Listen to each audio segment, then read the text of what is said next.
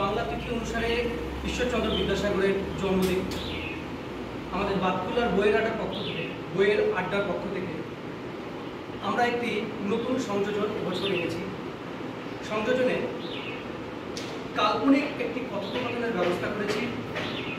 কাল্পনিক কথোপকথনে অংশগ্রহণ করবেন বিদ্যাসাগর বাবু এবং আরও অন্যান্য প্রশ্নার্থীরা। তো এই কথোপকথনের পরবর্তী যে প্রশ্নগুলো থাকবে এগুলো আমরা এবারে পরপর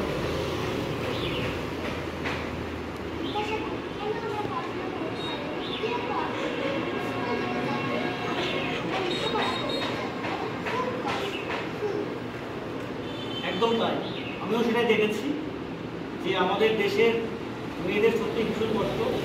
তাদের পড়াশোনা করার কোনো ব্যবস্থা নেই, তাদের বাড়ি থেকেও পড়াশোনা করার কোনো ব্যবস্থা হচ্ছে না। জমিদার বাড়ির মেয়েদেরকেও পড়াশোনা করার সেরকম কোনো ব্যবস্থা নেই। তো আমরা ব্রিটিশ সরকারের সঙ্গে কথা বলেছি। ব্রিটিশ সরকার আমাদেরকে আশ্বস্ত করেছেন যে আমরা প্রতি জেলায় জেলায় মেয়েদের পড়াশোনার জন্য ব্যবস্থা করব এবং আমরা স্কুল করব, এবং সেই স্কুলে যদি সরকার আর্থিকভাবে সাহায্য না করে আমরা আমাদের নিজেদের খরচে মেয়েদের জন্য স্কুল করব। এবং আমাদের তাড়াতাড়ি পরিকল্পনা আছে নদিয়া জেলার মামজোয়ান বলে যে গ্রাম, সেই মামজোয়ান গ্রামে আমরা একটা জায়গাও দেখে রেখেছি, সেখানে মেয়েদের জন্য স্কুল করব যাতে সব মেয়েরা পড়াশোনা করতে পারে। আর মেয়েদের যে দুঃখ দুর্দশা সেগুলো আমরা দেখছি খুব তাড়াতাড়ি দূর হয়ে যাবে।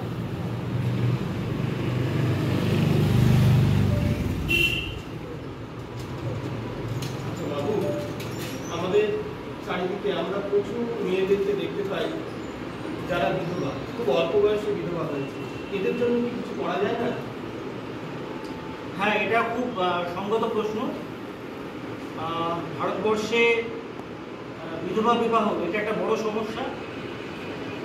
রাজা রামমোহন যেটা চেষ্টা করেছিলেন, উনি সতীদাহ প্রথা বন্ধ করেছেন।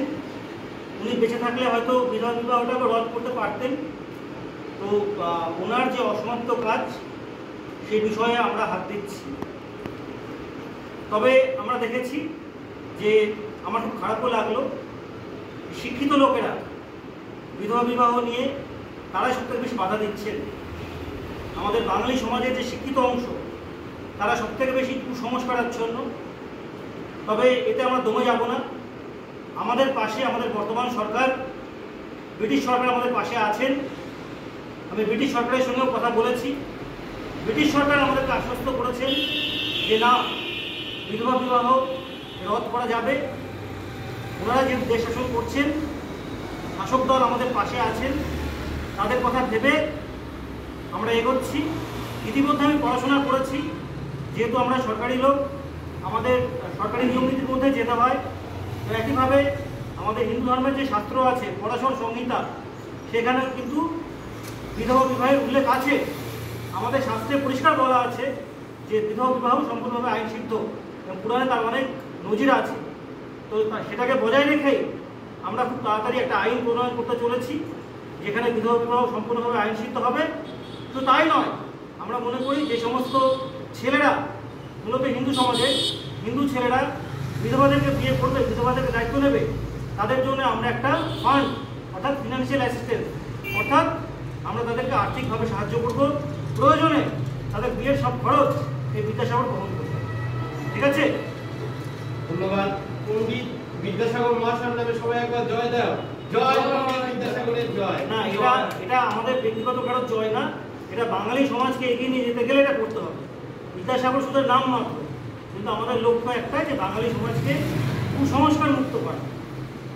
আপনার প্রশ্ন? স্যার, আমার একটা প্রশ্ন ছিল যে আপনি এই কলকাতার মধ্যে একটা বড় জায়গা থেকে ক্লাস আমাদের অধিকার পাড়ায় ব্যাপারটা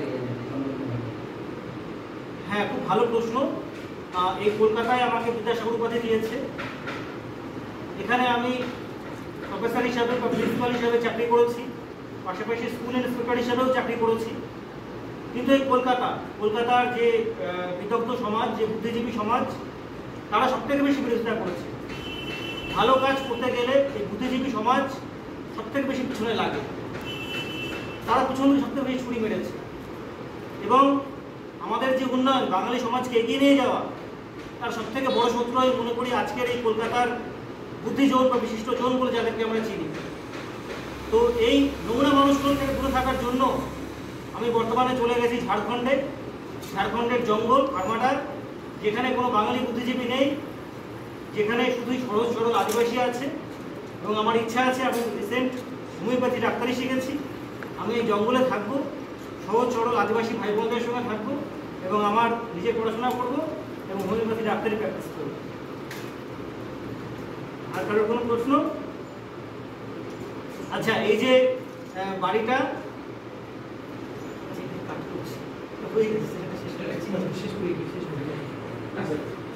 আমরা ইতিমধ্যে কাল্পনিক কথোপকথনে অংশগ্রহণ করলাম। আমরা জানলাম নারী শিক্ষা, বিধবা বিবাহ ও বিদ্যাসাগরের জীবনকালের আর জীবনকে উৎসাহ করে দিয়েছে সমাজের বিভিন্ন কাজকর্মের মধ্যে দিয়ে।